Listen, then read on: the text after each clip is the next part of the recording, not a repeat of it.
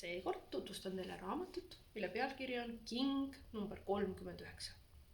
Raamatu autor on tuntud lastekirjanik Jaanus Vaiksoo, kes on kirjutanud lastele nii juturaamatuid kui luuletusi.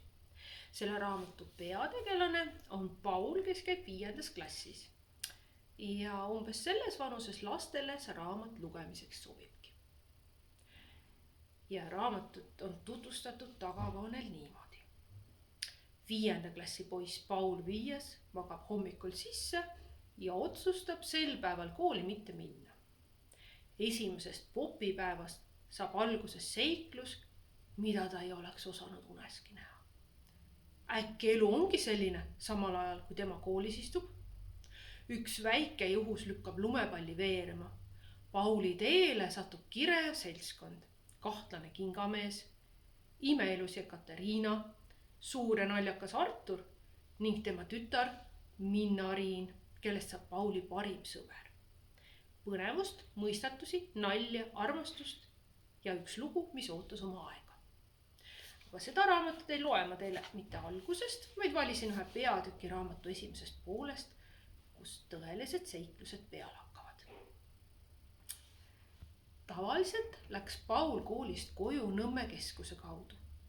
Täna põikas ta aga Raudtee tänavale, mis viis mööda kingapoest. Paul oli sealt eile tagasi vaatamata välja tormanud. Tal oli häbi, et polnud müüjad isegi tänanud, kui see teda lahkelt aidata püüdis. Paul katsus otsaesist. Vihase vinni asemel oli seal nüüd ahvatlev kärn.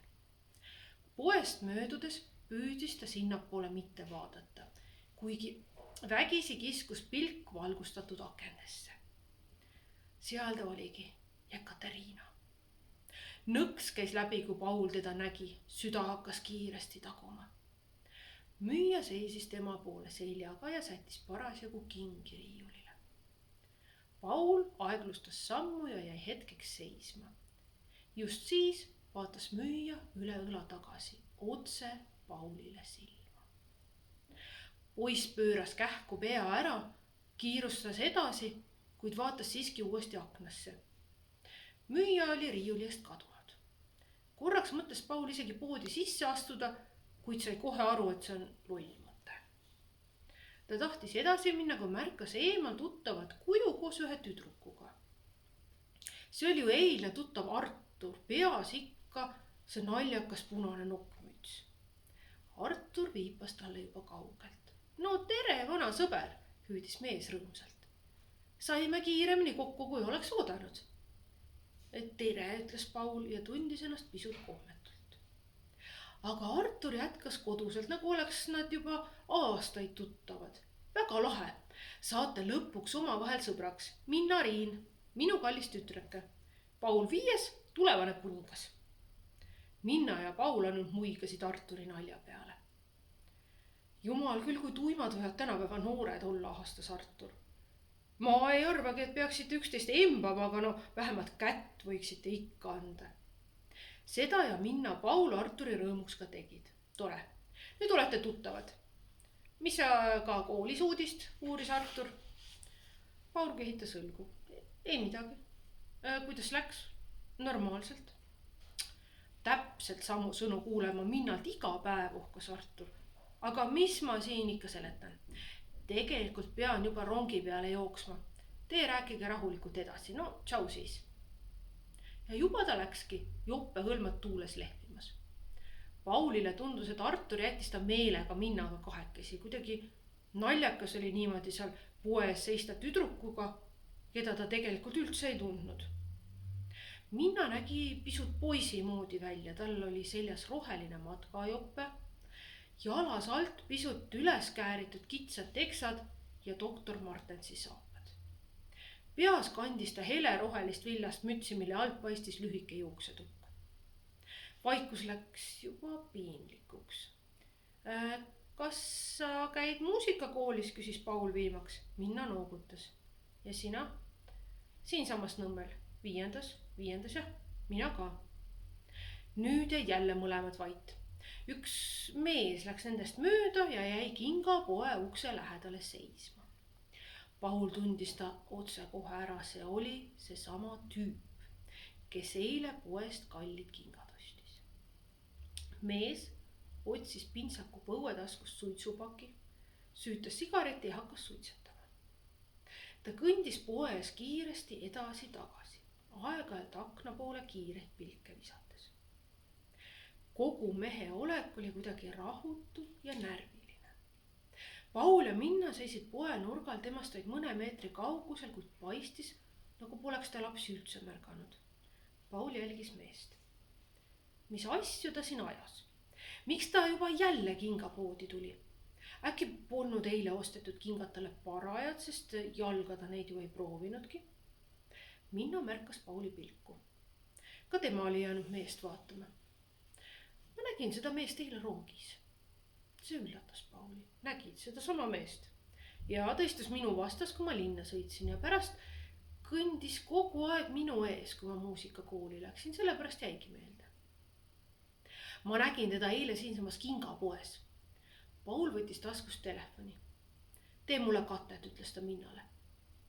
Minna seisis Pauli ette ja see tegi üle tüdruku õla mehest kähku mõned pildid. Miks sa teda pildistad, uuris Minna.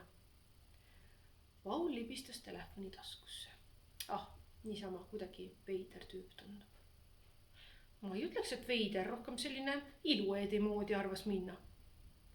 Mees oli tõesti silma torkavalt hästi riides.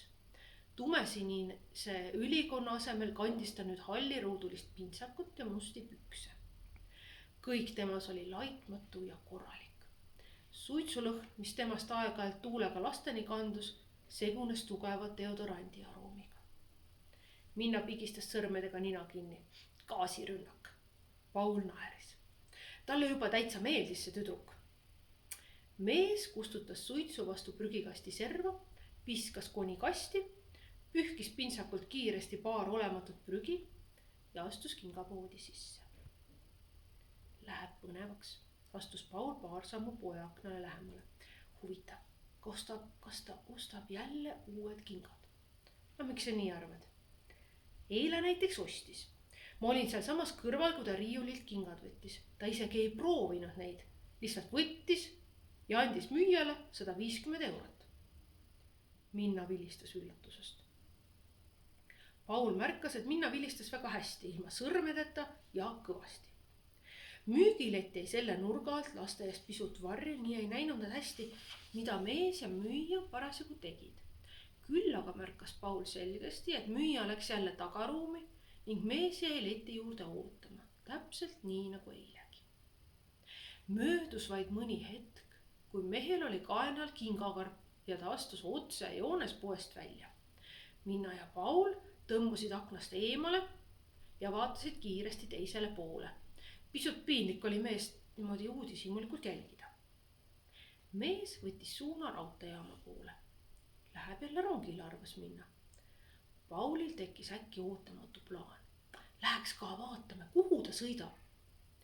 Minna kehitas õlgu. No ma ei tea, kas sellel on mõtet. Ma eile juba nägin, tobe oleks võõrast inimest niimoodi jälitada. Paul tundis ennast veidi kehvasti. Ta jättis Minnale mulje, nagu meeldiks talle salaja inimeste järele luurata. Ma lihtsalt niisama aja veiteks, tundub selline imelik tüüp. Püüdis ta ennast õigustada. Las olla, lõi Minna käega. Pealegi peame varsti Männikule sõitma. Miks? Ketta golfi mängima. Paul polnud kunagi ketta golfi mänginud, kuigi oli mõelnud seda proovida. Minna oli tüdruk, kes sai vist kõigega hakkama. Sa võid minuga mõnikord kaasa tulla, kui tahad, pakkus Minna ootamatult. Muidugi tahan, oli Paul otsekohe nõus. Eemalt sõitis mööda rong. Minna ja Paul vaatasid sellele järele. Kingamees sõidab linna, viskas Paul peaga. Hea laulu pealkiri, noogutas Minna. Missuguse laulu ei saanud Paul pihta. Linna sõidab kingamees, püksid jalas, suits on ees, ümises Minna. Ma ei olegi sellist laulu kuulnud, ütles Paul. Minna hakkas naerma. Sellist laulu ei olegi veel, ma just praegu tegin. Ta võttis telefoni ja vaatas kella. Oi, aga ma pean nüüd tõesti minema. Tore oli kohtuda, teinekord näeme, tšau. Minna pööras ringi ja hakkas jooksma.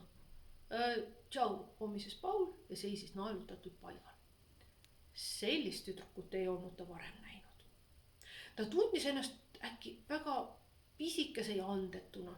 Isegi punn otsa ees ei lohutanud teda praegu. Äkki ei saagi minust meest, käis väike kahtlus Pauli hingest läbi. Ta astus paar sammu ja vaatas kingapoe aknasse.